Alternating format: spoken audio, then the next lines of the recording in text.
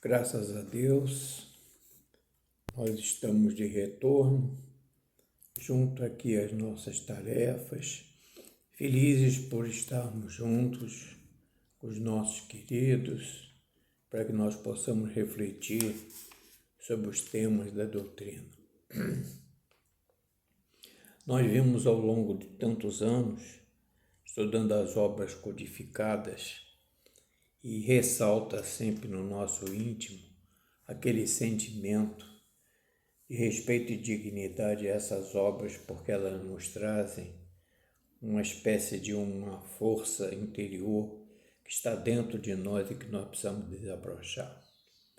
É o nosso comprometimento com a verdade, conosco mesmo, e termos em nosso coração o que Jesus sempre propunha aos seus discípulos, que é que o Evangelho do Reino dos Céus estivesse em nossos corações. Então, dentro dessa realidade, toda vez que nós nos voltamos para a doutrina codificada, nós sempre nos lembramos de uma obra que é capital. Todas elas são capitais, mas o Livro dos Espíritos é aquela obra máter, digamos assim, de uma forma corrente, que o Livro dos Espíritos seja a nossa Bíblia, porque é a nossa obra de consulta. Do Livro dos Espíritos resultam, dentro da concomitância da codificação, e daí a codificação, todos os demais temas nas obras que se desdobram do Livro dos Espíritos, haja vista a segunda parte, que é do mundo espírita ao mundo dos espíritos. A terceira parte, que é a parte moral, não é? E a parte moral, o progresso moral, as leis morais, que é a parte terceira. A parte segunda é o mundo espírita, o mundo dos espíritos. A parte moral, por sua vez, é o que ela é, senão um evangelho segundo o espiritismo, o ensino moral do mestre, né? E daí por diante, o céu e o inferno com relação às penas atuais e futuras, nossos gozos futuros. Então, quando nós temos assim essa felicidade, essa bênção de sempre, porque o nosso foco, a nossa, digamos assim, o nosso início, digamos assim, o que vamos estudar hoje, né? Por exemplo, refletir nos primeiros momentos, a causa primária dentro dessa realidade é o Livro dos Espíritos. E como temos que estudar o Livro dos Espíritos? O estudo do Livro dos Espíritos é um estudo interno.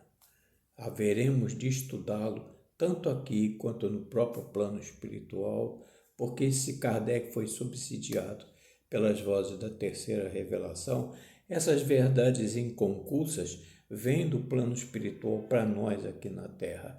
E quando nós estudamos essa obra, exatamente quando retornamos aos nossos núcleos de onde partimos, para os nossos trabalhos aqui na Terra, nós vamos encontrar de uma forma bem mais clara, linear, espocando, como se fosse assim o início de um fênix, toda esses conhecimentos que, acima de tudo, moram no nosso coração.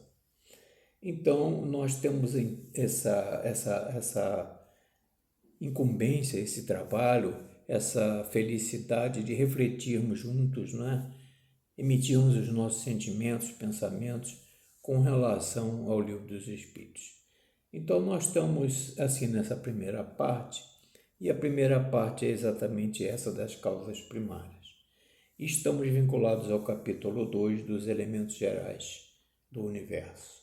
E dentro do 2, os seus desdobramentos, que é o item 1, do conhecimento do princípio das coisas. E esse 1, do conhecimento do princípio das coisas, envolve 4 questões que Allan Kardec situou ali, que vão das questões 17 a 20. Num primeiro momento, a questão dos 17 nos enseja a refletirmos juntos, a analisarmos, com base no próprio Livro dos Espíritos, a questão que Kardec submete aos espíritos reveladores, né? Então, a questão 17 tem o seguinte questionamento. É dado ao homem conhecer o princípio das coisas? E os Espíritos respondem que não. Deus não permite que ao homem tudo seja revelado neste mundo. Então existe aí um critério. Existe aí a chamada justiça distributiva, né? Ou seja, a cada um segundo suas obras.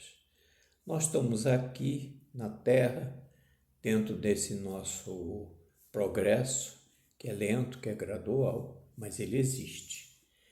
E nós temos os nossos limites em função do nosso atraso moral. Mas antes de adentrar na question, né, no mérito dessa resposta, nós fizemos aqui, por pesquisas em outras obras também, algumas considerações que são, digamos assim, próprias nossas, né? Por exemplo, a parte primeira é com relação às causas primárias. Então, vamos verificar, afinal, o que são essas causas primárias, né? Fizemos aqui uma ligeira síntese, que são aquelas das quais se originam as fundamentais, aquelas que se desdobram, né? As causas primárias são, digamos assim, aquela base, aquele eixo de onde se desdobram outras tantas, né?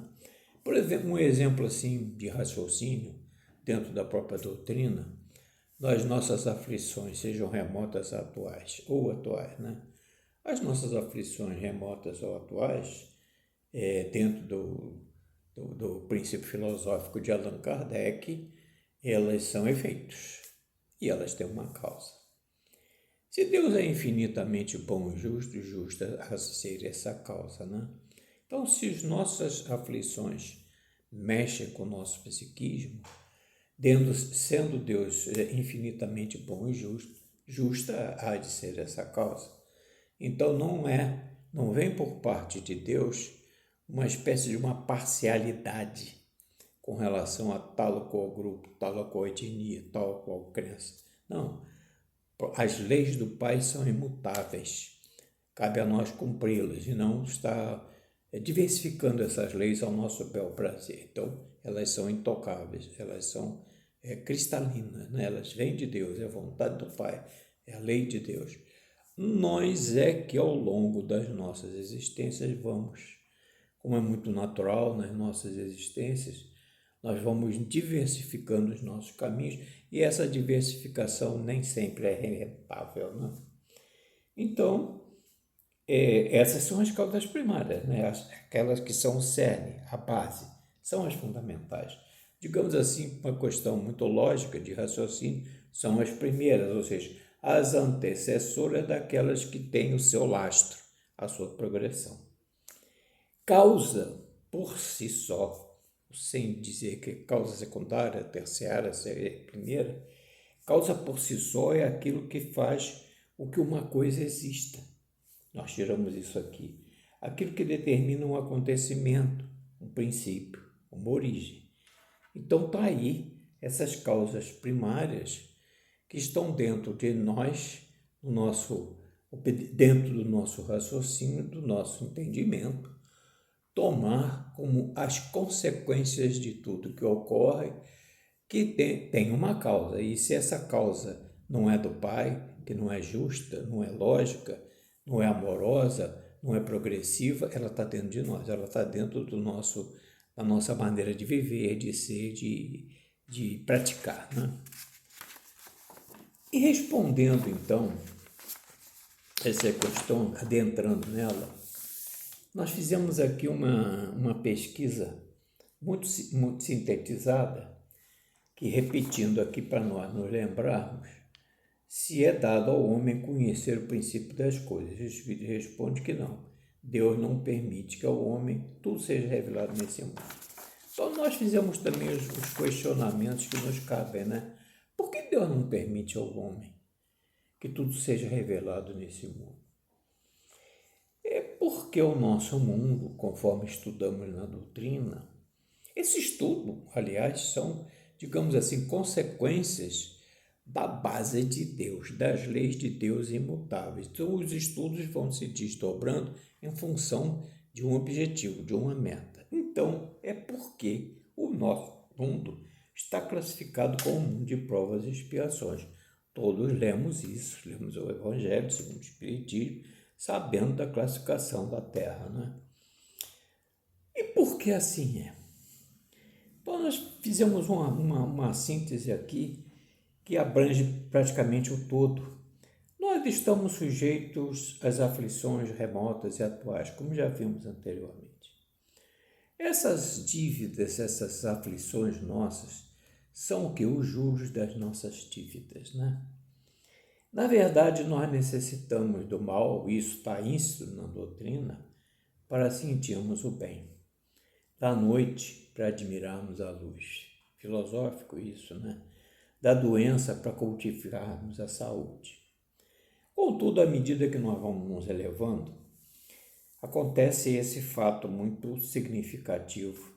Nós vamos nos depurando. Quer dizer, assim como nós fazemos a nossa higiene física, todos os dias, nós nos higienizamos, necessário se torna que nós façamos a nossa higiene espiritual. E essa higiene espiritual vai dizer do nosso comportamento, do nosso ser, dos nossos esforços, do que apresentarmos a Deus, aos espíritos protetores, aos nossos amigos espirituais, aos nossos queridos e amados mentores, sempre ao nosso lado, nos inspirando, nos tutelando com aquela vigilância permanente. Nós temos algo de dentro de nós para exibir, para mostrar ao Pai.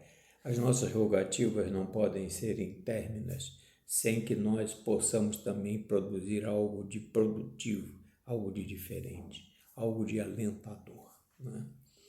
Então, à medida que nós fazemos essa depuração, nosso horizonte se dilata. A gente não percebe isso, não. Mas existe, sim. Existe dentro de nós. Quantas vezes somos levados a determinadas situações, modificações de pensamentos que nós temos no nosso dia a dia, na nossa vida de relação. Temos uma determinada situação, temos aquele pensamento de realizar tal ou qual fato, de repente vem um sentimento, vem um pensamento, nós nos voltamos para dentro de nós mesmos, refletimos, mudamos o conceito. Aí eu ia por aqui, não, mas eu vou por ali. É o uso do nosso livre-arbítrio, condicionado à nossa inteligência, à nossa moral, que é onde ficar nivelados, né? Então tem esse aspecto.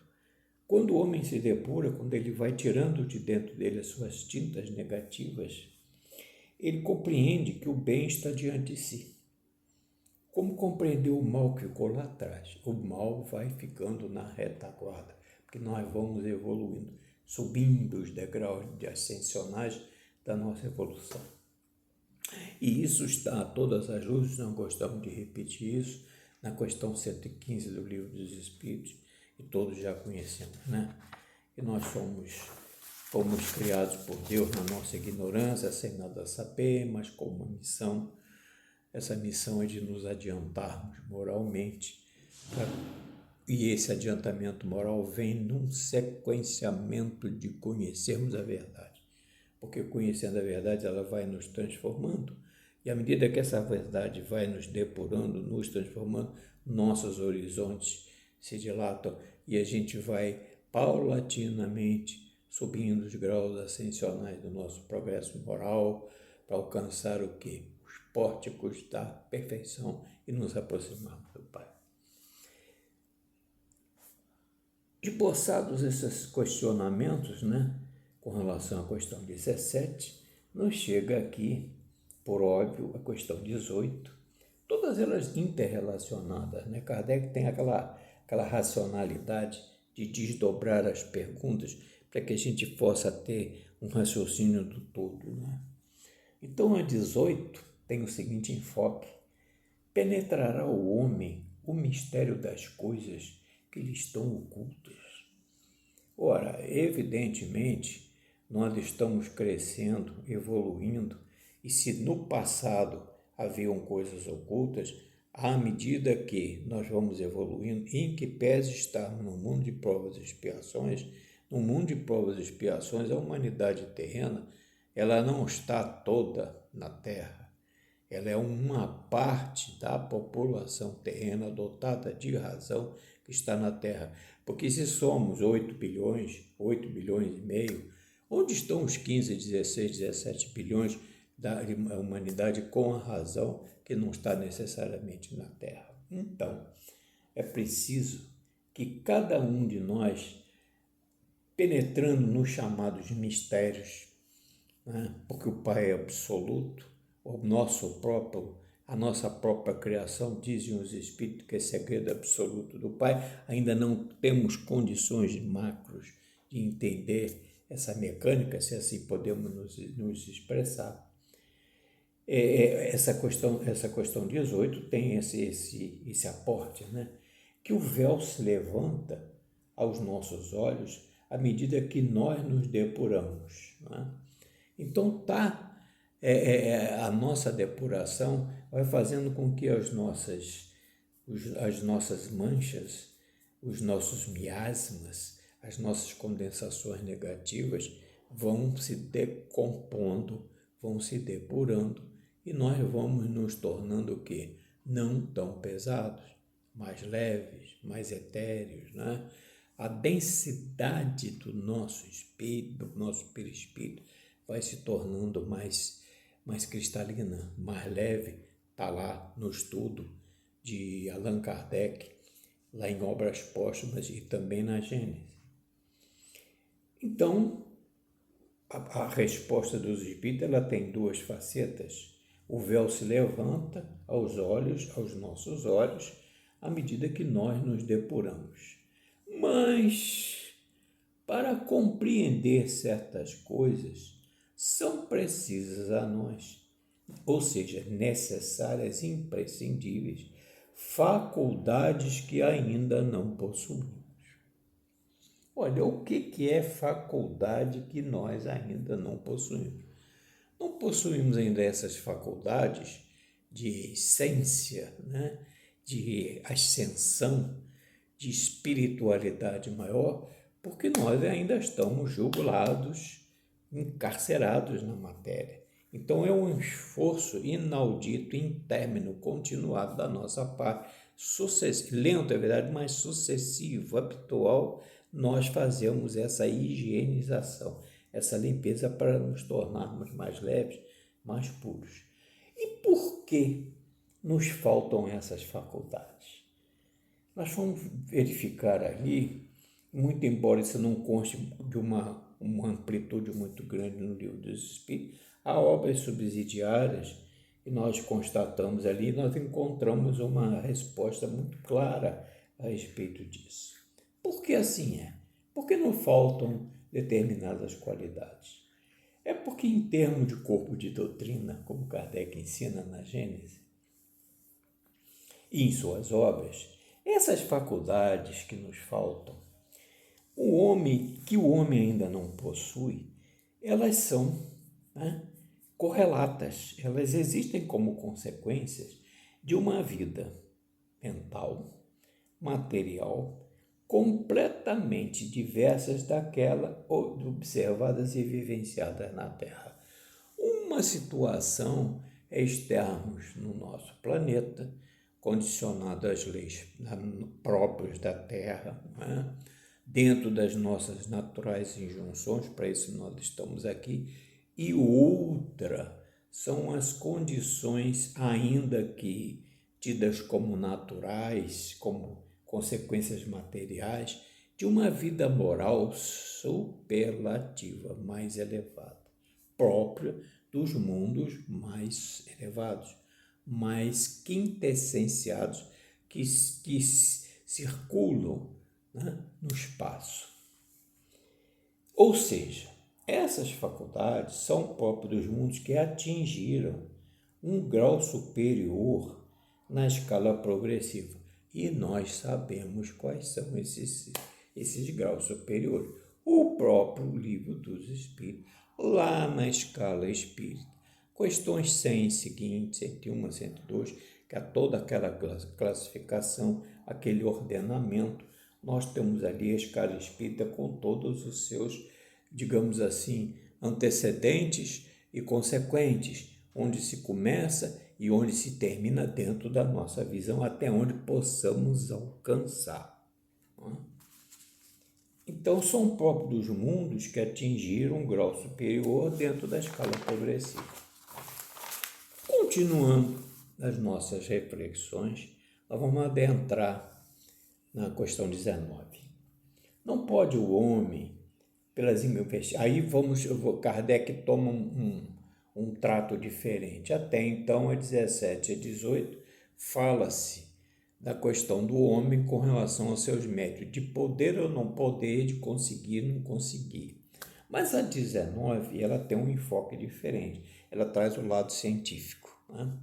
E esse lado científico, a gente traz esse questionamento aqui, está muito vinculado à Gênese.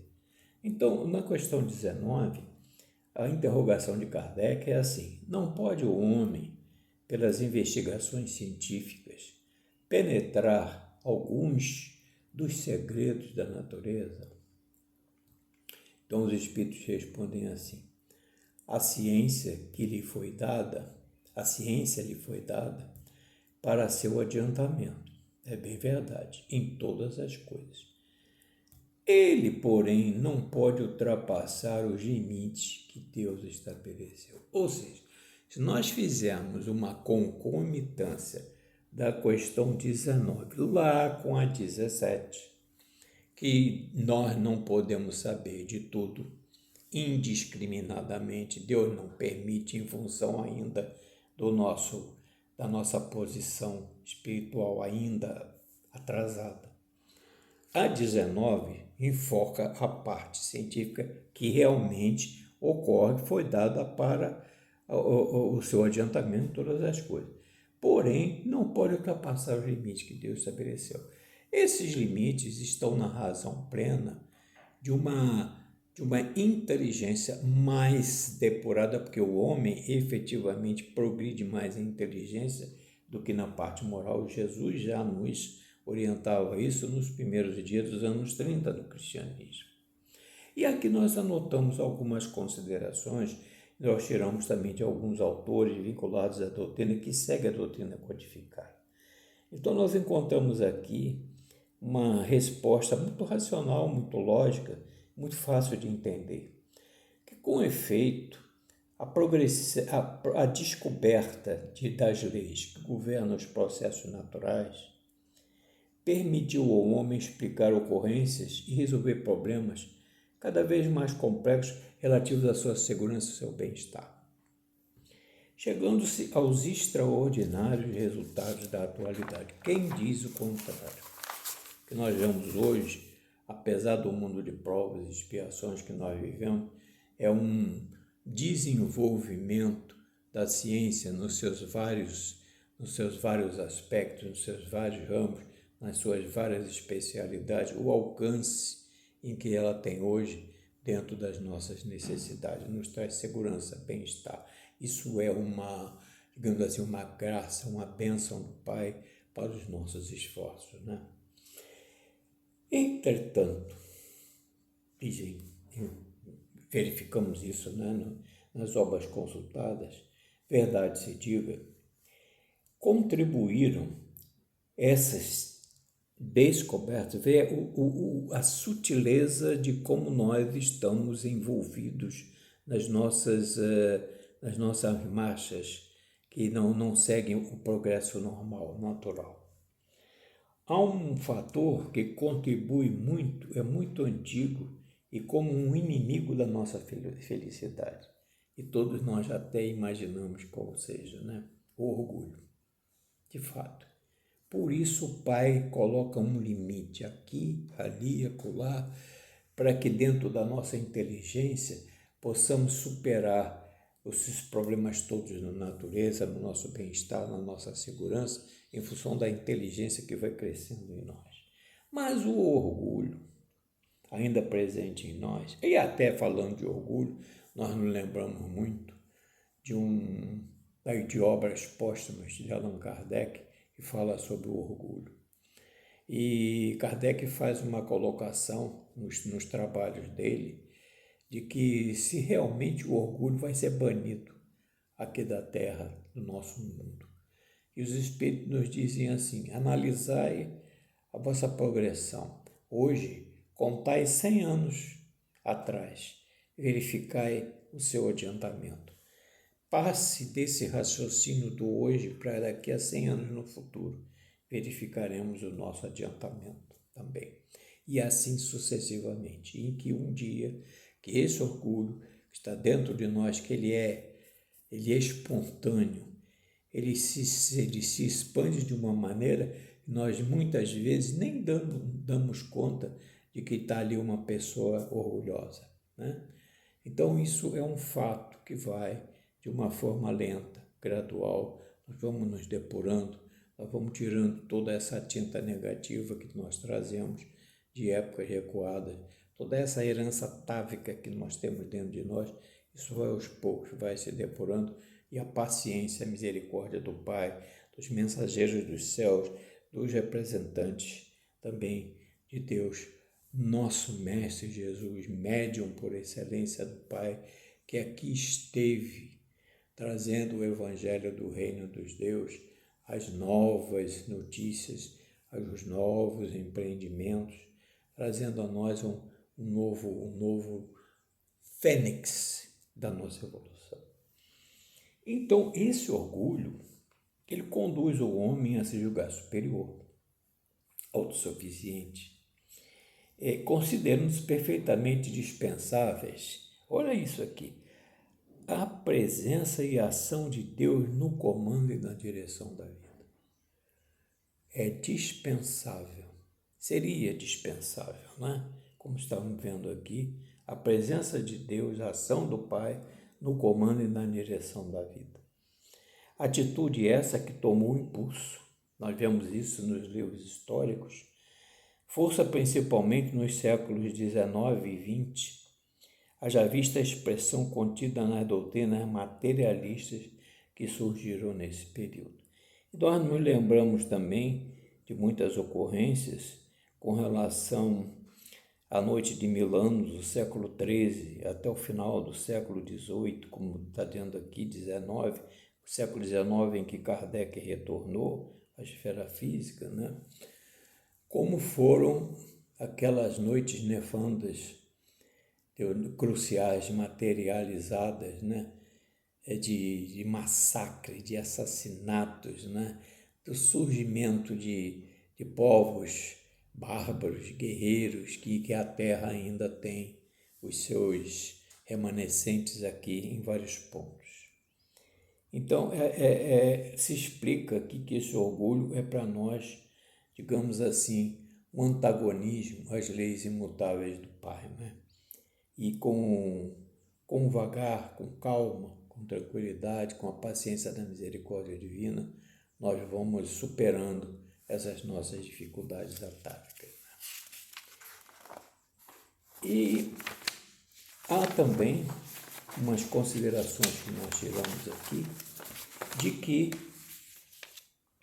menciona-se por oportuno que essa tendência vem se modificando, ou seja, essa tendência materialista, visto que há um número acentuado de cientistas que, ante a complexidade dos mecanismos existentes da natureza, neles reconhecem a intervenção de um poder superior.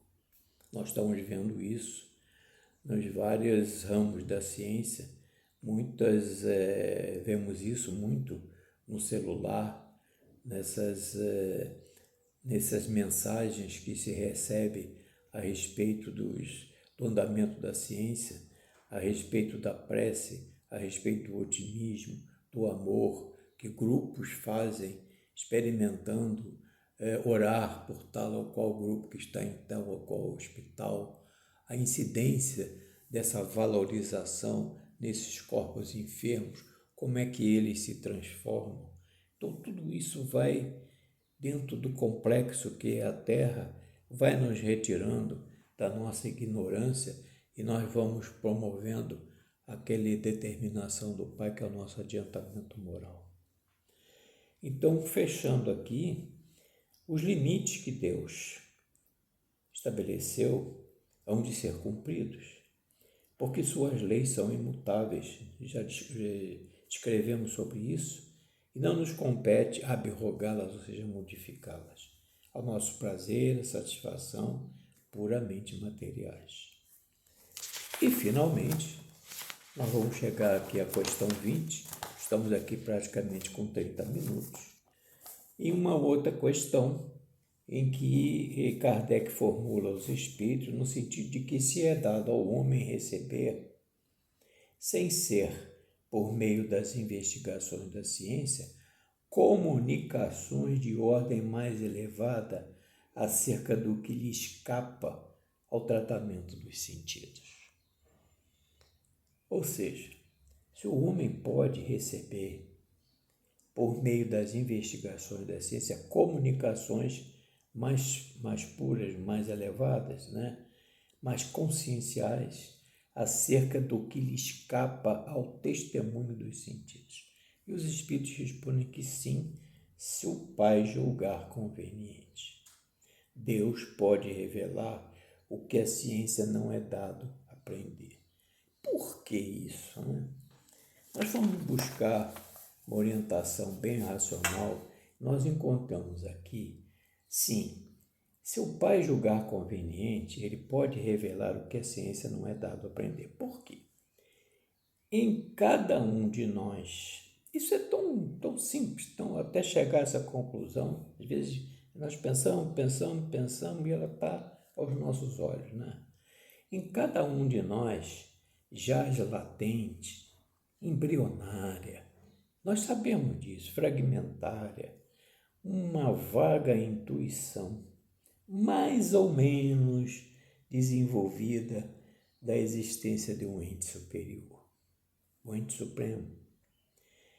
É a escada interna de ascensão. Esse fragmento que está em nós, que nos intui, que nos inspira, médiuns que somos, essa escada interna, e é por isso que nós estamos numa reunião mediúnica permanente. Nós estamos num trato mediúnico, da vida de relação, do contato, da conversação, do pensamento, do procedimento. Tudo nós é exteriorização, são antenas psíquicas que nós somos, Filomeno diz assim de uma forma muito apropriada que há em nós aquele chamado efeito bumerangue. O que eu arremesso retorna para mim com a mesma força, o mesmo poder com que eu o emiti. Então, essa vaga intuição, mais ou menos desenvolvida da existência de um ente supremo, está dentro de nós. Essa escala interna de ascensão de uma vida mais lógica, racional, porque nós não somos espíritos degradados, somos espíritos em ascensão, mas sim crianças em nosso nível evolutivo. Então estão aí as questões 17 a 20. Dentro das reflexões que nós fizemos, estamos aqui há cerca de 33 minutos. Nosso tempo é de 30 minutos, E nós só queremos encerrar lembrando aqui, nós temos sempre lembrado nos trabalhos, um trabalho de Emmanuel no livro Roteiro, lá no seu capítulo 25, ante a nossa vida mental, É muito difícil a cada um de nós lemos todas essas verdades aí inconcussas, que são as verdades atuais trazidas por Kardec lá no início do Livro dos Espíritos, 1857. Se fala muito alterar aqui, ali, acolá, modificar Kardec. Nós mal estamos adentrando esses degraus iniciais da doutrina espírita. Mas diz Emmanuel, com a sua sabedoria, de que a nossa vida mental ela é altamente progressiva. Nossa vida mental nos leva a abranger a teoria, como diz Kardec, lá na Gênesis. O todo, para nós nos vincularmos à doutrina, é efetivamente a parte teórica. Então, a parte teórica é o empirismo. Então, diz Emmanuel com muita reflexão, muita luz, de que quem mais pensa, né, mais e mais se volta para a teoria. Mas ele, quando ele mais pensa, ele vai sentindo que ele não pode ficar só na teoria. Ele sai, toda a teoria tem a sua parte prática, a sua concretização. Então, aquele que sai da parte do empirismo e entra na concretização, ele vai se tornando um mensageiro, seja do bem, seja do mal. Do mal, ou seja, dois caminhos que não levam ao mal, conforme a questão 120 do próprio Livro dos Espíritos. Então, essa nossa transformação, essa nossa depuração nos leva, nos ascende nos nossos voos ascensionais, sair da parte abstrata e concretizá-la. E qual o exemplo disso? Jesus. Se o Mestre não tivesse vindo, trazendo, ratificando ou leis passadas do cristianismo, transformando, modificando outras leis, trazendo novos aportes, prometendo o Consolador, e o Consolador prometido, hoje qual é? O Espiritismo, que faz com que o cristianismo primitivo renasça na sua pureza, indene de todas as marchas negativas que o conspurcaram. Então é preciso que dessa teoria de que Kardec fala seja concretizado, e o exemplo maior é o ensino de Cristo, porque ele não somente teorizou, mas praticou. O exemplo maior é dele e nós o estamos seguindo. Então, que possamos continuar a seguir o Mestre dentro dos nossos melhores sentimentos, da nossa depuração, sempre voltados para o estudo, que é indispensável, inexorável, é a teoria, como Kardec diz, e fazendo essa depuração espiritual para nos tornarmos mais livres, mais etéreos, né? Mais voltados para o Senhor. Graças a Deus, obrigado a todos, que a misericórdia divina nos proteja e nos ampare sempre. Graças a Deus. Até uma próxima.